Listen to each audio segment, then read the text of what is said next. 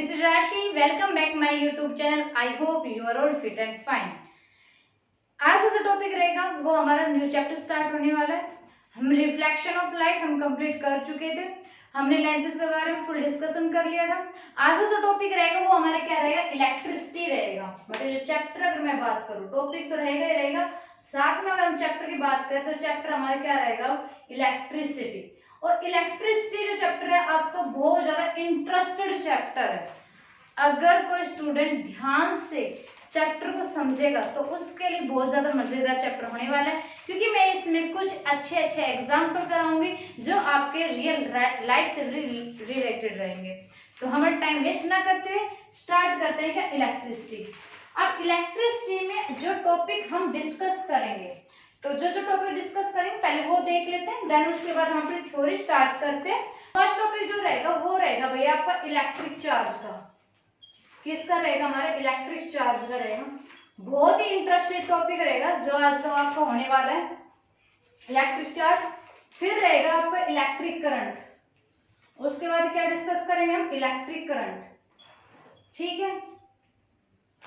Third जो topic रहेगा वो क्या रहेगा, हमारा पोटेंशियल का, पोटेंशियल डिफरेंस का। किसका रहेगा, हमारा पोटेंशियल डिफरेंस का रहेगा, या मैं बात करूं पोटेंशियल का ही रहेगा। फोर्थ जो टॉपिक रहेगा वो क्या रहेगा, ओम्स लॉ रहेगा। क्या रहेगा, हमारा ओम्स लॉ रहेगा। एंड इनके सर्किट के बारे में, जितना भी इनके सर्किट वगैरह रहेगा उनके बारे में फुल डिस्कस करेंगे हम अपनी वीडियो में, ठीक है। और फिर टॉपिक क्या बन जाता है, ओम्स लॉ में इसी में आ जाता है आपका वीआई ग्राफ, वो जो आपको बहुत ज्यादा इंपॉर्टेंट है, ये वीआई ग्राफ, ठीक है। ये बोर्ड आपका सीबीएसई है, एचबीएसई, कोई से बोर्ड हो, सबके लिए यूजफुल रहेगा चैप्टर। हर एक बोर्ड में के एग्जाम में इलेक्ट्रिसिटी जो चैप्टर वो आता ही आता है, तो सबके लिए यूजफुल है ये। फिर आपका सर्किट हो गया। सिक्स्थ जो टॉपिक रहेगा वो हमारा क्या रहेगा भाई, एक तो रहेगा फैक्टर इफेक्टिंग वाला, आप लोग याद भी होगा फैक्टर इफेक्टिंग वाला, जिसमें हमारा रेजिस्टेंस का काम रहेगा सारा का सारा, ठीक है, जिसमें रजिस्टर है, रेजिस्टिविटी है, लो ऑफ हो गए उनके, ठीक है। फिर आपका सेवंथ जो आता है वो आता है, और इन्हीं में आएगा हमारे सर्किट के अंदर क्या आ जाएगा, सीरीज और पैरेलल के क्वेश्चन आ जाएंगे। फिर आता है आपका कौन सा आ जाएगा टॉपिक, फिर आएगा हमारा क्या, heating effect of, heating effect आ जाएगा आपका, जो आपको बहुत ज्यादा इंपॉर्टेंट रहेगा। और जो 8 जो रहेगा वो हमारा रहेगा न्यूमेरिकल बेस्ड। वैसे तो मैं जितने टॉपिक कराऊंगी जिन जिन में न्यूमेरिकल अप्लाई होंगे सबके न्यूमेरिकल साथ साथ करेंगे, लेकिन एक वीडियो आपकी बिल्कुल अलग से किसकी रहेगी, न्यूमेरिकल की रहेगी। वो न्यूमेरिकल चाहे फिर आपको इलेक्ट्रिक करंट से रिलेटेड हो, पोटेंशियल से हो, ओम्स लॉ करता हो, या फिर हमारा फैक्टर अफेक्टिंग जिसमें लेंथ एरिया रेजिस्टिविटी का फॉर्मूला लगता हो, या फिर हम बात करें सीरीज और पैरेलल का। और जो सीरीज और पैरेलल है उसमें से तो क्वेश्चन ये समझ लो, एक तो आपका बनता ही बनता है, किसमें से, सीरीज और पैरेलल का न्यूमेरिकल, ठीक है। तो मैं एक बार आपको इंट्रोडक्शन ही करा रही, फुल चैप्टर का थ्योरी हम स्टार्ट करेंगे अभी, तो अपनी कंटिन्यूटी बनाए रखना। सीरीज और पैरेलल के हो गए न्यूमेरिकल। एक रहेगा हमारा करंट का, current by using of the Ohm's law, ठीक है। और उसके बाद हमारा और किस रहेगा, रेजिस्टेंस, रेजिस्टिविटी से रिलेटेड रहेगा, रेजिस्टेंस एंड रेजिस्टिविटी, ठीक है। तो हम देखेंगे इसमें किस चीज से हम इसको डिनोट करते हैं, इनकी एसआई यूनिट वगैरह सब कुछ हम डिस्कस करने वाले हैं। एंड एक हो गया आपका वीआई ग्राफ जो हमने राइट डाउन कर चुके हैं, पोटेंशियल डिफरेंस सब कुछ इसी में आ गया। तो ओके, अब हम करते हैं अपना टॉपिक स्टार्ट। जैसे कि आपकी थ्योरी में गिवन है, चैप्टर का नाम ही देख लेते हैं हम, चैप्टर का नाम क्या है, इलेक्ट्रिसिटी। अब पहले इलेक्ट्रिक को हम बाद में डिस्कस करें फुली, लेकिन इंट्रोडक्शन के लिए इतना बता देती हूँ, अगर रूम में लाइट ही नहीं रहेगी तो आप कुछ वर्क कर पाओगे। इलेक्ट्रिसिटी इतनी नेसेसरी हो चुकी है हमारे लिए कि विदाउट इलेक्ट्रिसिटी हम कुछ कर ही नहीं सकते। अब हर टेक्नोलॉजी इतनी आगे डेवलप होते जा रही है कि हर एक चीज के लिए हमें इलेक्ट्रिसिटी की जरूरत पड़ रही है, मीन्स लाइट की जरूरत पड़ रही है। तो इससे मैं एक कंक्लूजन निकाल सकती हूँ कि electricity is the source of energy, जो हमारे लिए इतनी नेसेसरी हो चुकी है कि हम किसी के लिए कुछ भी करना हो, हमें फ्रिज चलाना हो, हमें कूलर चलाना हो, एसी चलाना हो हमें, या फिर अपने यहाँ तक अपना फोन भी चलाना हो, लैपटॉप भी चलाना हो, तो सबसे पहले हमें जरूरत पड़ती है किसकी, इलेक्ट्रिसिटी की। अब इलेक्ट्रिसिटी को किसकी जरूरत पड़ती है, चार्ज की जरूरत पड़ती है।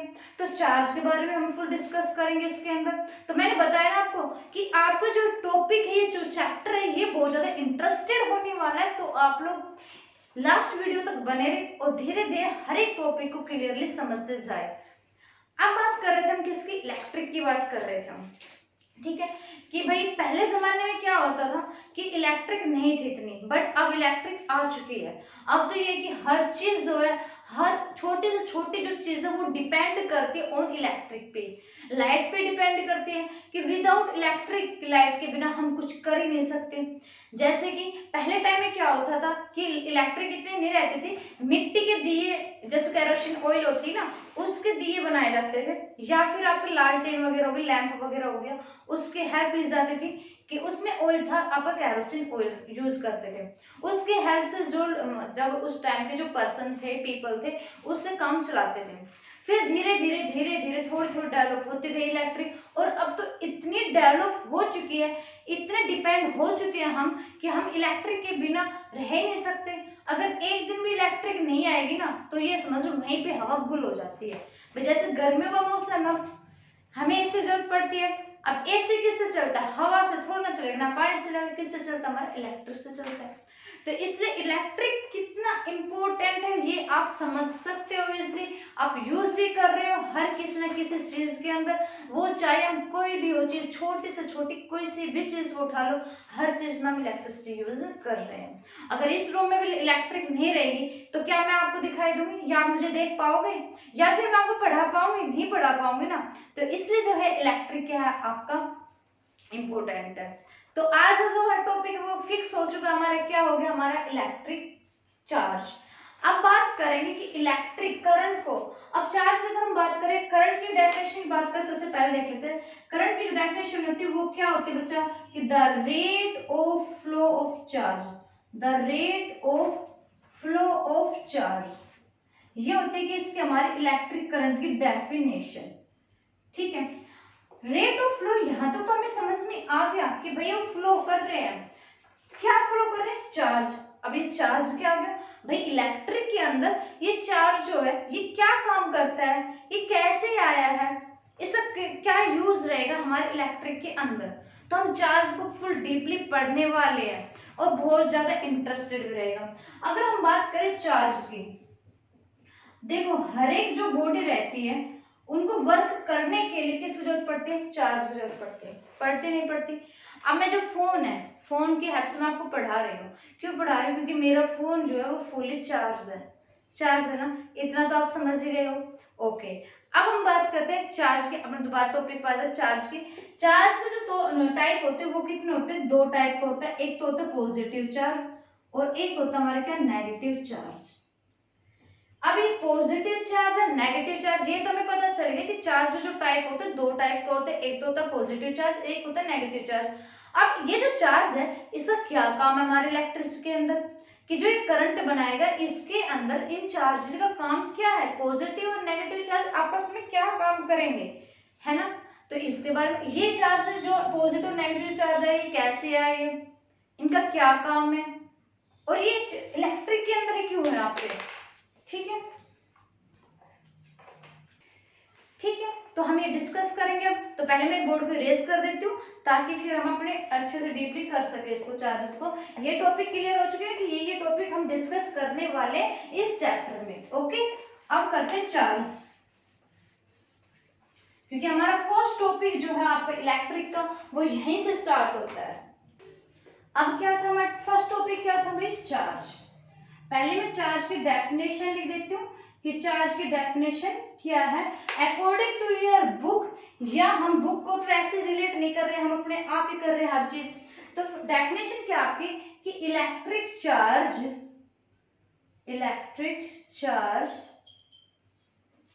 इज ए फंडामेंटल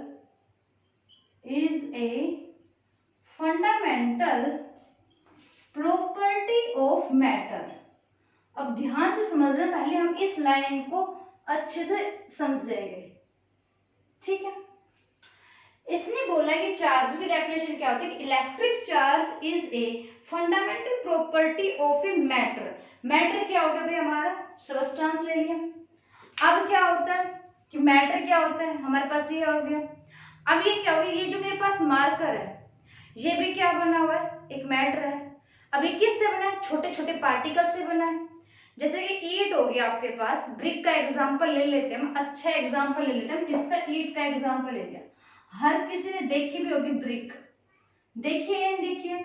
अब ये तो है नहीं कि ये जो ब्रिक मिली है आपको ये एक इसी शेप में मिल गई, भाई ये भी क्या है, छोटे छोटे सैंड पार्टिकल से जोड़ जोड़ के एक पूरा एक सब्सटेंस आपके सामने रेडी कर दिया।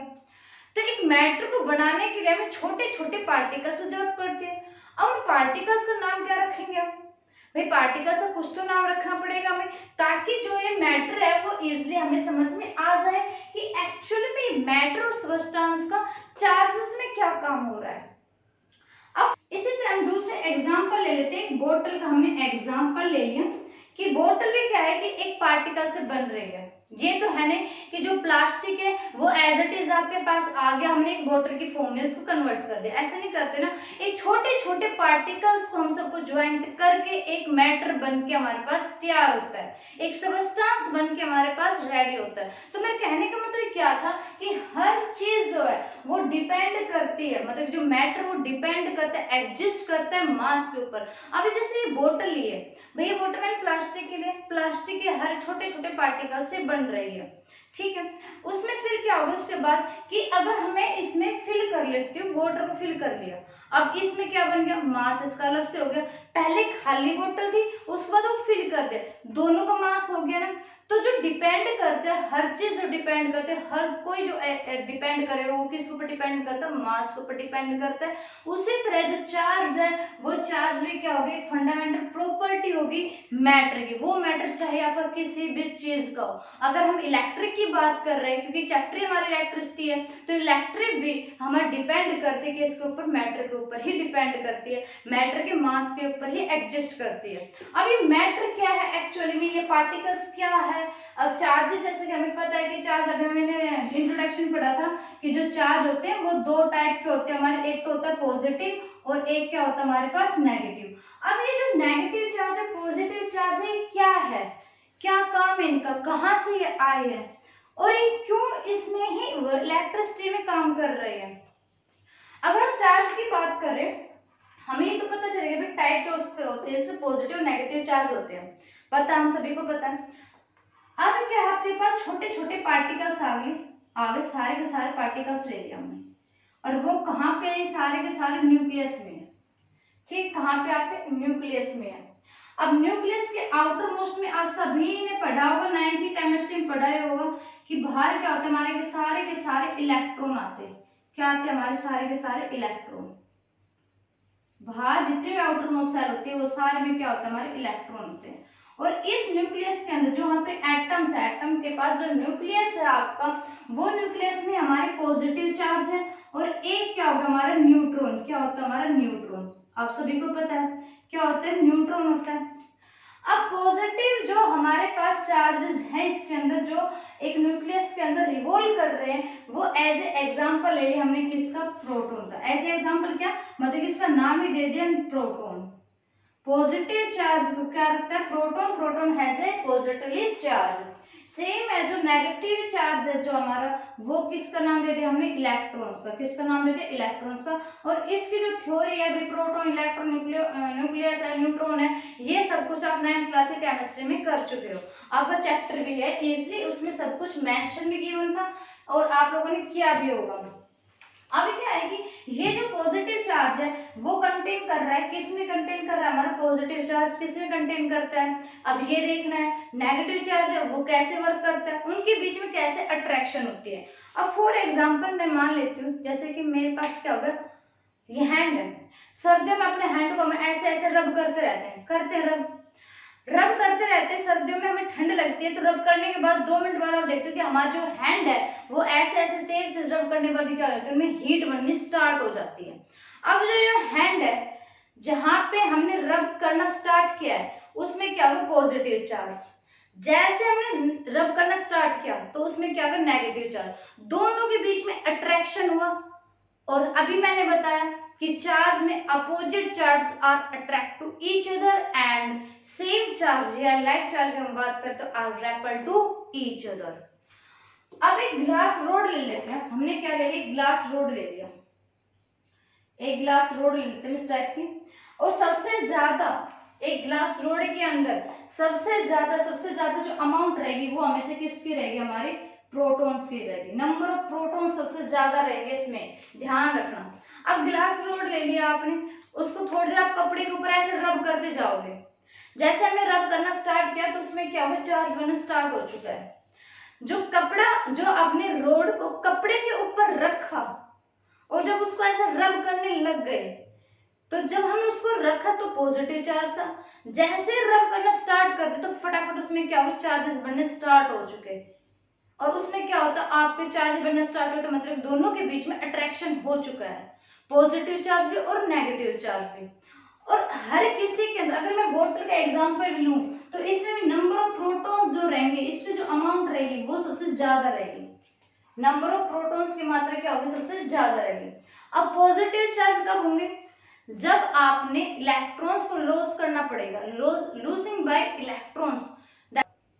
आई थी समझ में, क्या बताया मैंने, केमिस्ट्री का पोर्शन था ये हमारा, कि कैसे कि एक एटम है दूसरे एटम के साथ अपने जो शेयरिंग करता है। एक एलिमेंट ले लिया आपने, जैसे हाइड्रोजन ले लिया, तो ये देखिए उस हाइड्रोजन के जो एटम्स है वो दूसरे एटम, दूसरे एलिमेंट के एटम के साथ कैसे शेयरिंग करेगा, गेनिंग कर रहा है। अगर वो भी गेनिंग कर रहा है तो नेगेटिव चार्ज लग गया, अगर लॉस कर रहा है तो क्या लग जाएगा, हमारा पॉजिटिव चार्ज लग जाएगा। क्लियर है तक? तो इससे हमें क्या पता चला कि कोई भी सब्सटेंस है, मैटर है, वो हमेशा कंसिस्ट करेगा एक एटम के अंदर।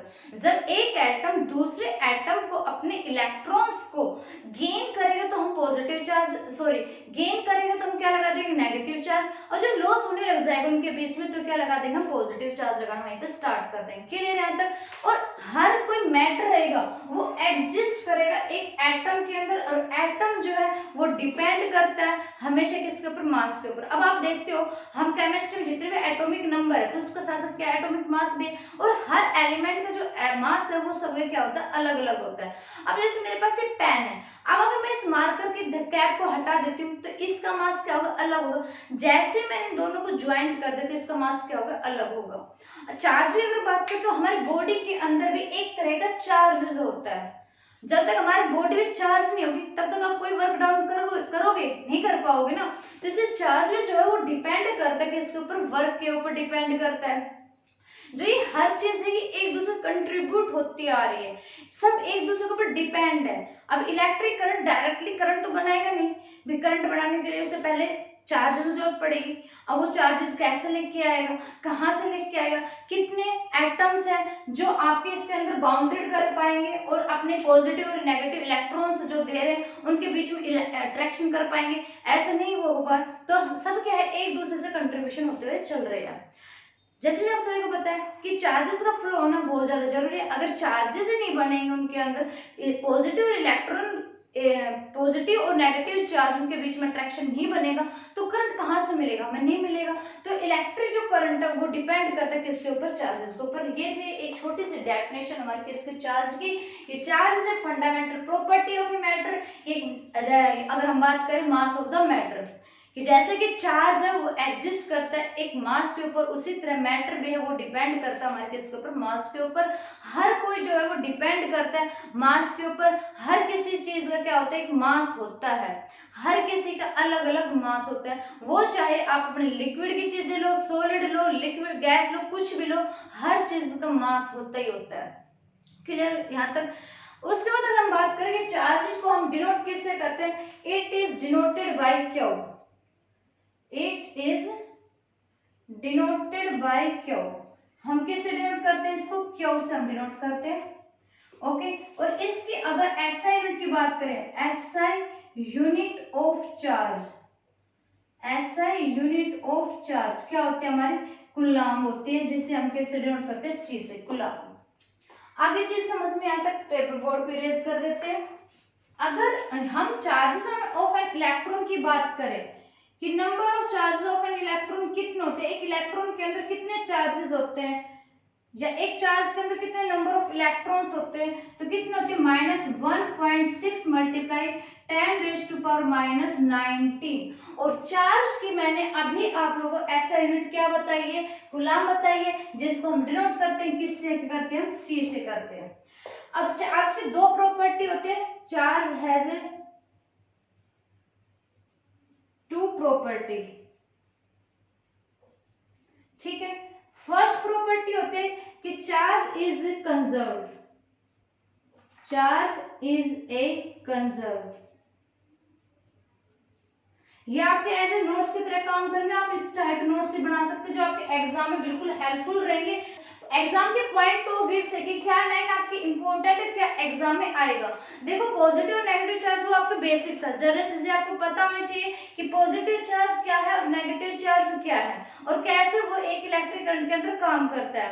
फिर मैंने बात कर दी मास के ऊपर, और मास तो हर किसी का अलग अलग रहता है। अगर आप प्लेनेट की बात भी करोगे तो मास का क्या रहेगा, अगर हम अब मास की बात करें तो हर एक प्लेनेट का जो मास रहेगा वो भी क्या रहेगा, अलग अलग रहता है, किसी का मास भी सेम नहीं रहता है। और अर्थ की अगर हम बात करें तो अर्थ पे भी क्या रहेगा, सबका मास अलग अलग रहेगा। अब बाई चांस अगर आप दो फ्रेंड हो, दोनों के पास बैग है, एक का बैग का मास अलग मिलेगा, एक का मास क्या मिलेगा, अलग मिलेगा। वर्ड कहने को एक ही है बट सबका क्या होता है, इंडिविजुअल रहता है आपका। उसी तरह हम क्या कर रहे हैं, इसलिए मैं आपको प्रॉपर्टी भी करा रही हूँ, सारी चीजें जो आपके एग्जाम में आने लायक है बिल्कुल। एक तो एग्जाम में आपके पास आ सकता है इस बेस के ऊपर न्यूमेरिकल, मोस्ट इंपोर्टेंट है आपका, वो चाहे बोर्ड कोई सा भी आपका एचबीएससी हो या सीबीएसई हो। सेकंड पॉइंट ये आपको पता होना चाहिए ऐसा यूनिट, अगर ऐसा यूनिट आपको पता है तो आप इस न्यूमेरिकल को कर लोगे। सेकंड क्या था कि इलेक्ट्रिक चार्ज इज कंजर्व्ड हो गया। सेकंड क्या था हमारा, इलेक्ट्रिक चार्ज इज क्वांटाइज्ड, क्या था, क्वांटाइज्ड। आप पहले इन दोनों प्रॉपर्टी को समझ लेते हैं हम इसलिए कि कंजर्व्ड क्या होता है। देखो conservation, mass of conservation, charge conservation, ये सभी को पता है। क्या होता है कंजर्वेशन, कि it can neither be created nor be destroyed, कि ना इसको हम क्रिएट कर सकते ना इसको हम डिस्ट्रॉय कर सकते, that is the conservation.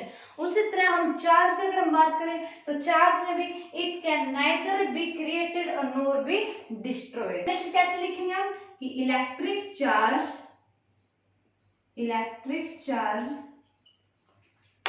Can neither be created nor destroyed। समझ में आया? फॉर एग्जाम्पल ले लेते हैं, आपने सर्किट ले लिया, अब इस सर्किट के अंदर जितना चार्जेस है वो उतना ही काम करेगा, ये तो है नहीं। अब भाई क्या नाम है, आप और कुछ एक्स्ट्रा ले आओगे उसके अंदर या और कुछ क्रिएट कर लोगे।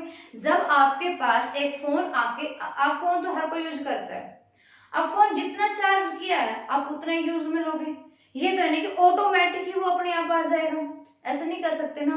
तो ये क्या होगा कंजर्वेशन, की ना तो इसको आप क्रिएट कर सकते हो और ना ही हम इसको क्या कर सकते हैं, डिस्ट्रॉय कर सकते हैं, ठीक है, चार्जेस को।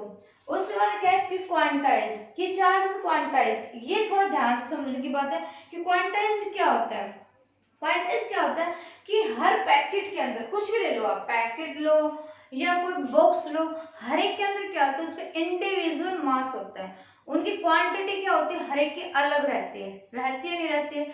चाहे भले आप पेन ले लो, कहने को मैंने मार्कर ले लिया, ठीक है, या फिर दो पेन ले लेते इस वजह, अब मेरे पास कोई पेन अवेलेबल नहीं है यहाँ पे, हाँ जी एक मिनट रुको,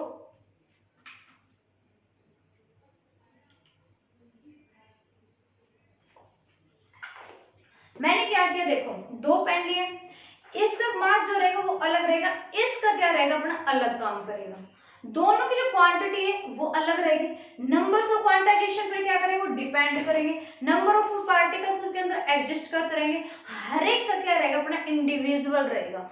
वो क्वांटाइजेशन जो आपका फिर चाहे 1 से लेकर अनकाउंटेबल ले जाओ कि भाई इसका मास हमें नहीं पता है कि कितना है एक्चुअल में, कितना नहीं है, तो इसकी डेफिनेशन इससे हम क्या निकाल लेंगे कि it means an electric charge substance in it means कोई भी सब्सटेंस या मैटर है उनका जो इलेक्ट्रिक चार्ज रहेगा which exist in discrete object रखो या कोई भी आप कोई भी मटेरियल रखो, ये क्या होगी आपकी क्वांटाइज रहेगी। कि इसका मतलब ये है कि कोई भी सबस्टेंस या बॉडी कुछ भी रख रही हो उनके अंदर जो इलेक्ट्रिक चार्ज है वो एग्जिस्ट करेगा, सबका अपना अलग अलग। वो चाहे यहाँ पे लिख लेना आप सबस्टेंस लिख लेना या बॉडी लिख लेना। It means A substance of an electric charge, किसी भी सबस्टेंस है, किसी भी मैटर, किसी भी बॉडी का आप इलेक्ट्रिक चार्ज अगर लेके चलोगे तो हर एक का क्या रहेगा अपना डिस्क्रिएट रहेगा, सबका अपना अलग अलग इलेक्ट्रिक चार्ज रहेगा, सबका अपना अलग अलग चलेगा। अगर इसमें हम नंबर ऑफ इलेक्ट्रॉन्स की बात करें तो फॉर्मूला क्या होता है आपके पास, Q इज इक्वल टू, यहाँ पे देती हूँ Q इज इक्वल टू क्या होता है Ne, प्लस माइनस भी लगा सकते हो बट न्यूमेरिकल में प्लस माइनस कोई रोल नहीं होता। आपके पास चार्जेस ऑफ इलेक्ट्रॉन की वैल्यू क्या होती है 1.6 होती है आपकी। इंपॉर्टेंट है, एचबीएससी बोर्ड के लिए इंपॉर्टेंट है, पेपर में आते ही आते पूछते कि नंबर ऑफ इलेक्ट्रॉन्स बताओ इसके अंदर। अगर क्या हो आपके पास 1C गिवन है और charges of an electron given आपके पास तो बोलते हैं नंबर ऑफ इलेक्ट्रॉन्स बताओ। तो कैसे निकालेंगे फिर हम यहाँ पे देख लेते हैं। अगर चार्ज आपके पास 1 कूलम गिवन है 1C और n की वैल्यू निकालनी है और e की वैल्यू क्या है -1.6 मल्टीप्लाई 10⁻⁹ ये गिवन है। n कैसे निकाल लोगे, कैसे निकालेंगे भाई, ये मल्टीप्लाई साइड क्या हो जाएगा डिवाइड हो जाएगा, इसके डिवाइड में चला जाएगा, ये चला जाएगा। इसको हम सोल्व कर लेंगे, आगे पॉइंट में कन्वर्ट कर लेंगे और डिवाइड कर लेंगे इसको, वो आ जाएगा आपके पास क्या नंबर ऑफ इलेक्ट्रॉन्स। तो ये जो टाइप का क्वेश्चन ये आपका इंपॉर्टेंट है, क्वेश्चन में पूछ सकता है कि 1 कूलम ऑफ चार्जेस के ऊपर नंबर ऑफ इलेक्ट्रॉन्स निकालो।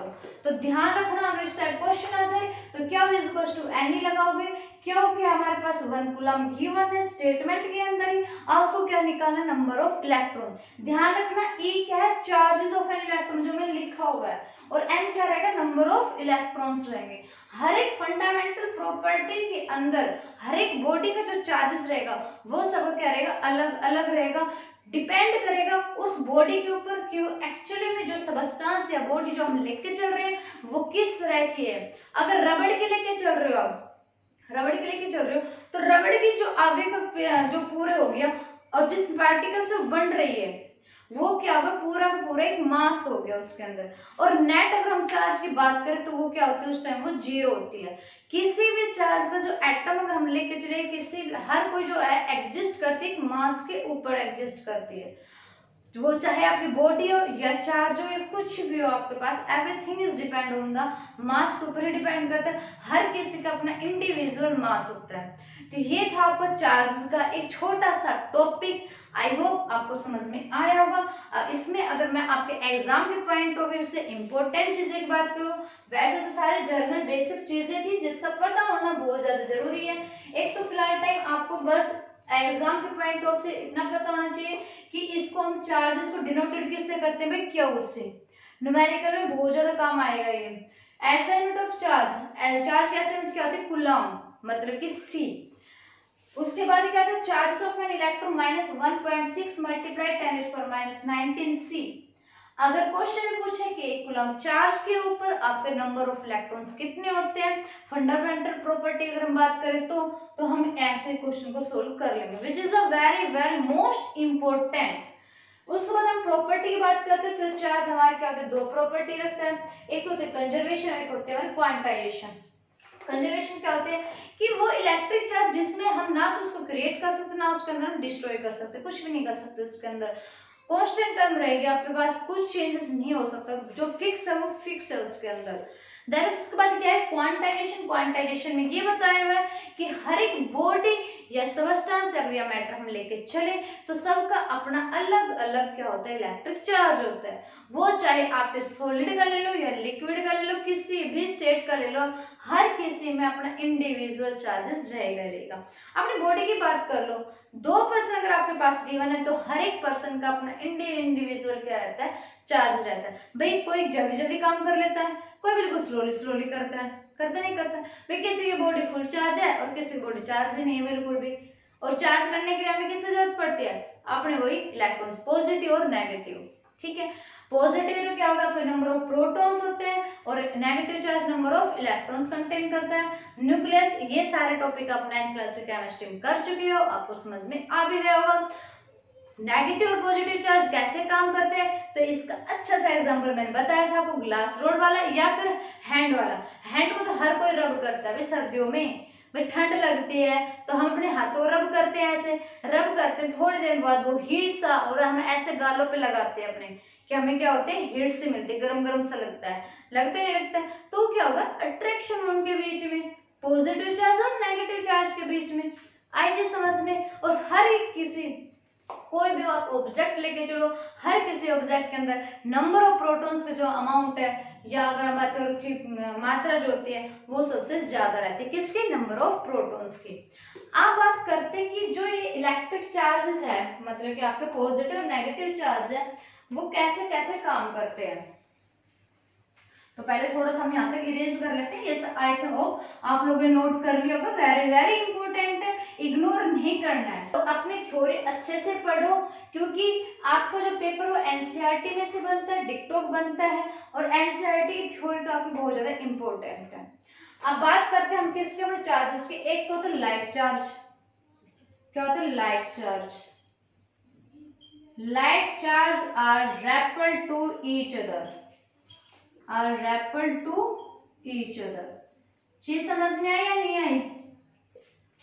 अगर पॉजिटिव और पॉजिटिव है आपके पास, पॉजिटिव पॉजिटिव चार्ज, तो उनके बीच में अट्रैक्शन नहीं होगा, वो रेपेल करेंगे। ठीक है, अनलाइक चार्ज, मतलब नेगेटिव और पॉजिटिव चार्ज है, unlike charges are attract to each other, बहुत ज्यादा इंटरेस्टेड होने वाला है ये, are attract to each other. भाई ये तो क्या होता है, रिपल्सन और इनके बीच में, इनके बीच में क्या हो रहा है, अट्रैक्शन हो रही है। कैसे, पॉजिटिव और नेगेटिव चार्ज की आपस में। देखो जाहिर सी बात है भाई, सर्किट आपके पास, सर्किट की वजह हर कोई अपने घर में देखता भी होगा, सर्किट चार्ज कर रहे हो फोन को। फोन का एग्जांपल इसलिए लेते बार बार, क्योंकि बच्चे जो है वो फोन को ही ज्यादा यूज करते हैं, इसलिए। अब फोन को आप चार्जिंग लगा रहे हो, एडेप्टर जो है उसके दो ये होते हैं, एक पॉजिटिव चार्ज और एक नेगेटिव चार्ज, उनको आप सर्किट में ऐसे ज्वाइन करते हो। ये तो है नहीं कि उसको ऐसे ज्वाइन करते हो, भाई जो सर्किट का पॉजिटिव है और जो इसका पॉजिटिव है, ठीक है, इसी डायग्राम जब करेंगे ना सर्किट का, तो हमें समझ में आ भी जाएगा इजिली। जैसे कि इलेक्ट्रिक करंट का समझाऊंगा टॉपिक उसमें। अब उसमें क्या है कि एडेप्टर को आप सर्किट के अंदर ऐसे ज्वाइंट करते हो, हम कभी भी ऐसे ज्वाइंट करते नहीं है, ऐसे ज्वाइंट करेंगे तो क्या हो जाएगा, रेपेल हो जाएगा, उनके बीच में अट्रैक्शन बनेगा ही नहीं। और ऐसे करेंगे तो उनके बीच में क्या बन जाएगा, अट्रैक्शन बन जाएगा। पॉजिटिव और negative charges are attract to each other and then उनमें करंट इजीली बनना स्टार्ट हो जाएगा। जैसे कि हमारा कंडक्टर और इंसुलेटर वाला जो टॉपिक है वो इसी के अंदर आ जाएगा। कंडक्टर जैसे आप सभी को पता है, कंडक्टर क्या होता है कि जिसमें इलेक्ट्रिक करंट आपका इजीली पास हो जाए। इंसुलेटर जो इलेक्ट्रिक करंट को अलाउ ही नहीं करेगा, जिसमें से इलेक्ट्रिक करंट आपको पास ही नहीं होगा, वो क्या होता है, हमारा इंसुलेटर। इस टॉपिक को भी करेंगे, धीरे धीरे हर एक टॉपिक को क्लियर करते हुए चलेंगे। तो आज का जो सेशन था वो हमारा चार्जेस का था, वेरी इंटरेस्टेड टॉपिक रहा। आई होप आपको समझ में आया भी होगा। अगर समझ में आया तो प्लीज सेशन को लाइक शेयर एंड सब्सक्राइब जरूर कर देना। मिलते हैं नेक्स्ट टॉपिक में, इलेक्ट्रिक करंट टॉपिक रहेगा आपका।